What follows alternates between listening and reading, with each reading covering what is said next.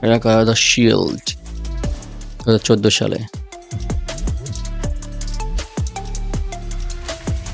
2019 সালে dean Ambrose.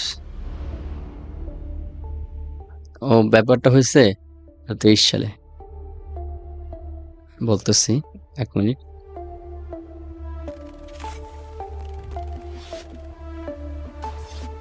ওকে, ব্যাপারটা 2014 সাল 13 সালে এই সময়টাতে যখন দ্য শিল্ড এদের ট্রিপল এইচ স্টিভেন ম্যাকম্যান দ্য অথরিটির কথা শুনতো, ওরা যা বলতো তাই করতো। পরবর্তীতে ওরা যখন অবাধ্য হয়ে গেল, নিজেদের মতো চলতে থাকলো, তখন এই পার্থক্যটা বোঝানো হয়েছে। এবং বিশেষ করে এই জায়গাতে ও কি বলছিল জানেন? বলছিল যে তুমি কি সিদ্ধান্ত নেওয়ার জন্য এখন তোমার শ্বশুরের কাছে জিজ্ঞাসা করবা, তোমার শ্বশুরের কথা শুনে তারপরে বলবা, মানে just একটা ইনসাল্ট টাইপের। পরবর্তীতে আমাদের ট্রিপল এইচি যখন বেল তুলে দিয়েছে রোমান রেইন্সের কাছে এবং পরবর্তীতে সেথ রলিন্সের কাছে, এরকম একটা পার্থক্য দেখানো হয়েছে যে এখন তারা অবাধ্য বা এখন তারা স্বাধীন নিজেদের ক্যারিয়ার গড়তে পারে তারা এখন। আর আছে কি?